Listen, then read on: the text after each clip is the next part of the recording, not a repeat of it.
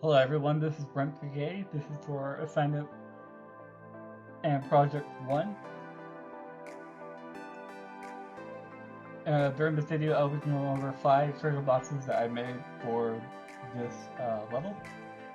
The 5 requirements to meet, I had to meet was an automatic door, a trigger that will be able to open by a player, a lock and key door where the player would have to collect the key to unlock a door. Tutorial text where a player is given text to guide them through the level.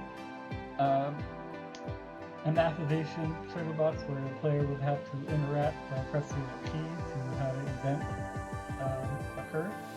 And the last two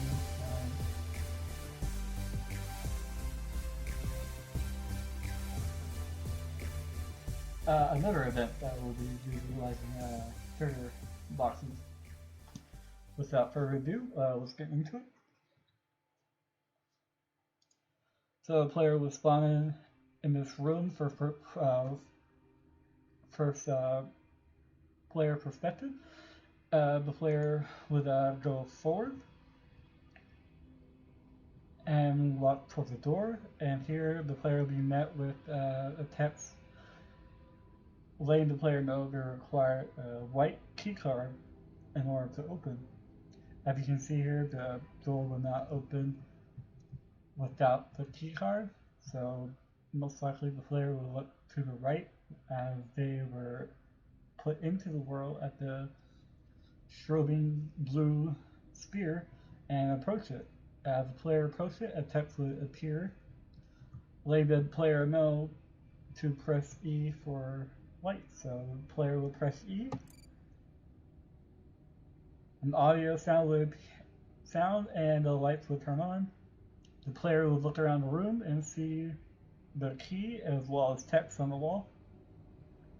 The text will instruct the player to collect all the key cards to get outside and rotating key cards. So as key card is collected, the player will approach it and will be given an audio cue that the key card was collected. As you can see here, the key card has disappeared. So when the player approaches the door again, it'll open. And you'll see a row of light switches, what seems to be a hallway. So when the player first tries one light, they'll see that the light turns on in other rooms. So when the player tries to push the door, this would stop the player, showing the required maintenance, showing that the door is locked. So as the player progresses, they'll be trying to go to every door that they can see until it opens. Of course, when the one opens, there'll be one to turn on the light. So as you can see here, the lights will only turn on for the room that is the light switch is next to. So as you can see here, the lights are off. Turn on the lights, and that light turn on. And this one is still on because I left it on. So when I turn that one off, the lights go off in that room, but this light stays on, showing that the parent and child light switches are connected properly, and that the doors work automatically without requiring a key. So as the player will see, there's nothing for them in this hallway. They'll progress. As they'll see, when they look up, they activate a sign to show them which direction they can go. And it's can see it's appeared what seems to be looking like glass. So they'll see that and see there's elevators and another hallway. Most likely what they do is go forward and look at this cube and most likely press against it and see that it moved. This cube moves in 4 directions, depending on which way the player on what side the player pushes.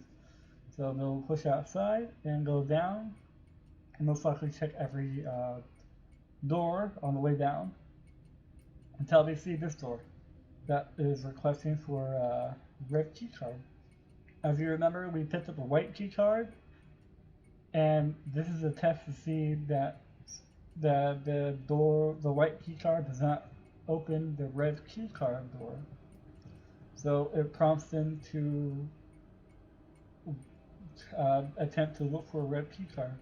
So they'll go back down this hallway and see what options they're given. So the down elevator would not, as they'll attempt to go that way, but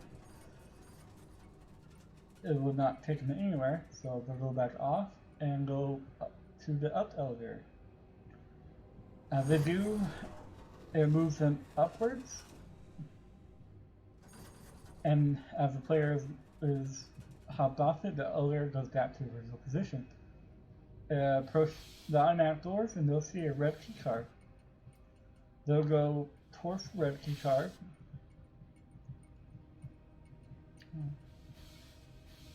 and collect it, prompting them to go back downstairs to collect or open that last red door.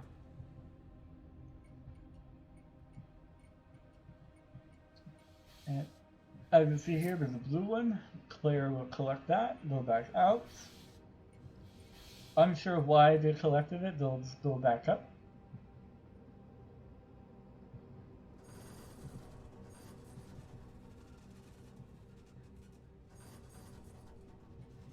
And they'll see an exit, so they'll go most likely go towards the exit. But here they'll be prompted with a green card request. As you can see, we have the red, blue, and white key card, but not green, so they'll go back the other direction. As you see here, this one requires a blue one, so which is what we have, so it should open, and it does. And if you remember from earlier, these are push blocks if they recognize the color in the glow of it. They'll need to start attempting to push the boxes, and Fred designed that the maze to figure a way out of this area. As soon as they do, they can look around and find the green key card, collect that, and go back to the exit that requested for the green key card.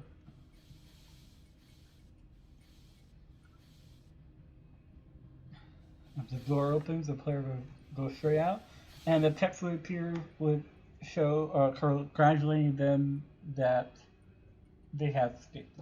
So, as you can see here, this is a setup of how the level is at the moment. Here, and now I will go into depth. No, well, not in depth. Well, I will show you briefly what each blueprint was put into this level. So the first one I would like to show you is the lock and key door, which is what the player would be first introduced when they're input to the level. Here is the coding for the door. This area here is the animation set for the door to open and close. Since this door has 4 moving parts, we have to reference each individually, as well as the text that will be on the door to move along with the rest of the door. Here, the door has 3 text trigger boxes, so 2 of them are for text, and 1 is for the door to open and close, which also is used to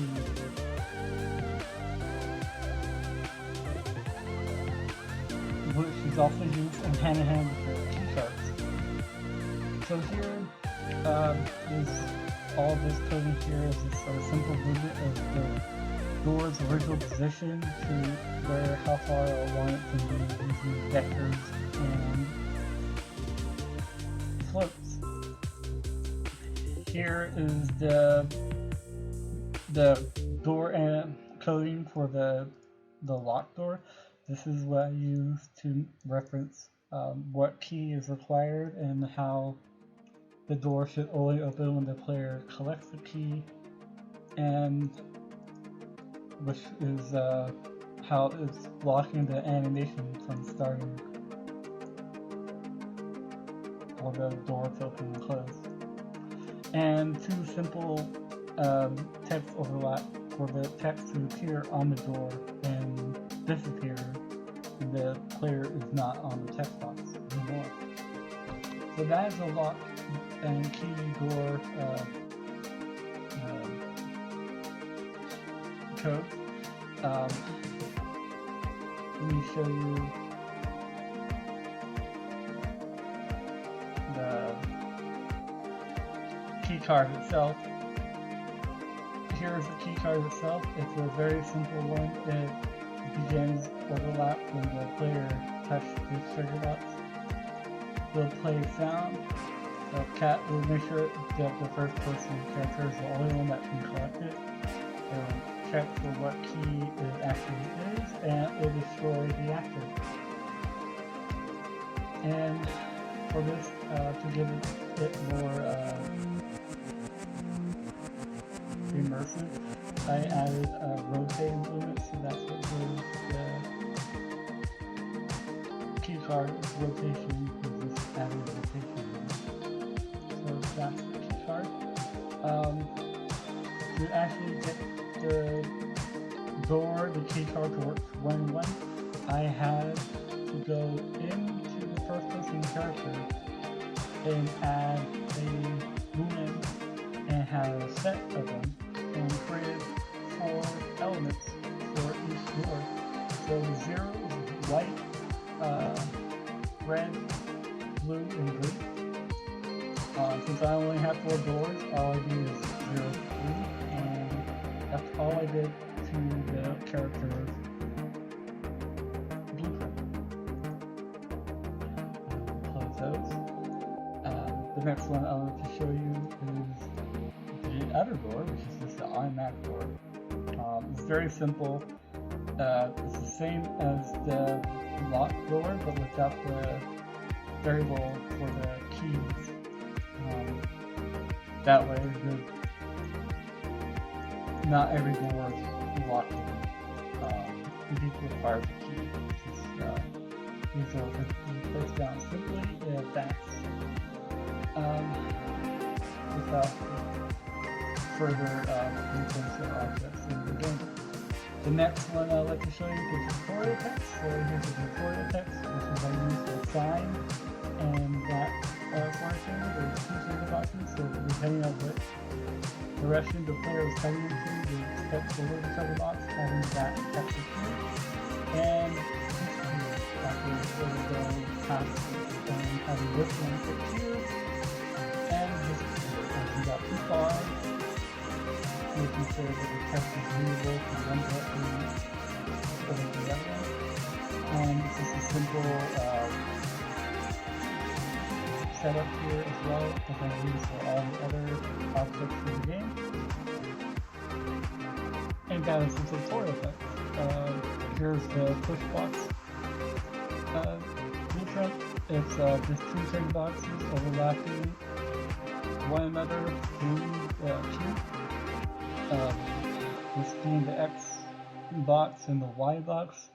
These are set up through the codes here to ensure that they move in the direction that they are pushed. So when the player is overlapping the box, it simulates physics of pushing, so the box will move as the player moves while the player is in the trigger box. And it'll stop moving when the player is no longer in the trigger box. So, and it will move during the X-axis and Y-axis, but not in the Z-axis, which is up and down. And to make sure that the boxes only slide left to right, forward and back, I added the physical constraint and blocked the swing motion, push motion, and free the X and Y, but lock the Z so the box don't go up and down from the player. Here's the elevator, real simple. The elevators, the up and down are set the same way. Only here, this is the down, so I would offset the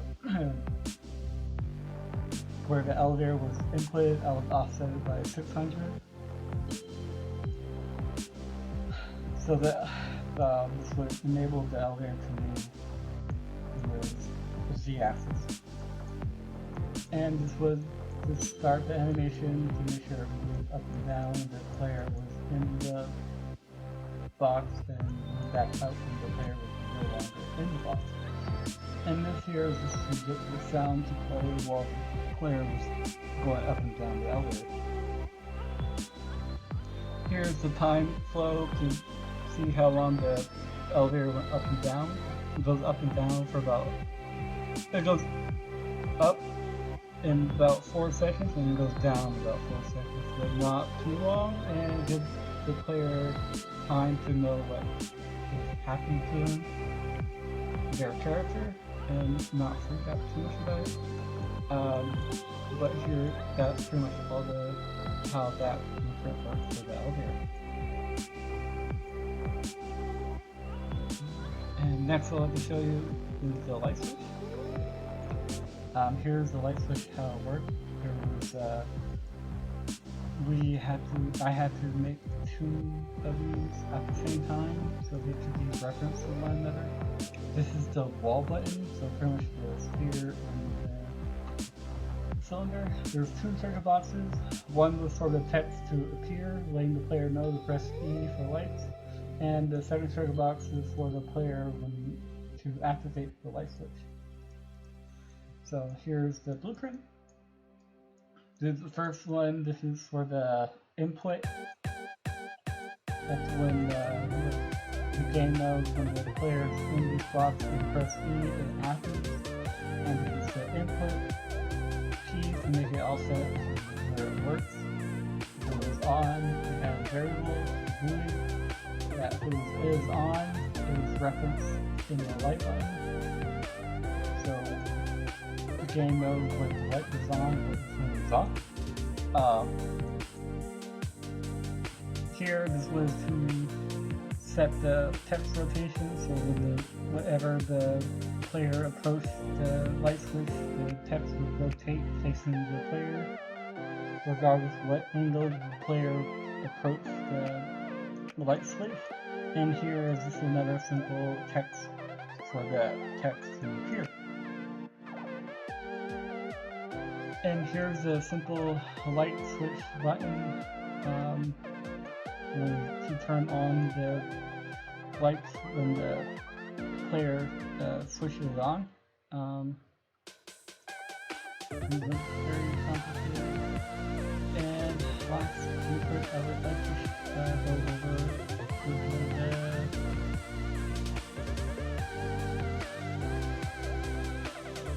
actually no, that's all the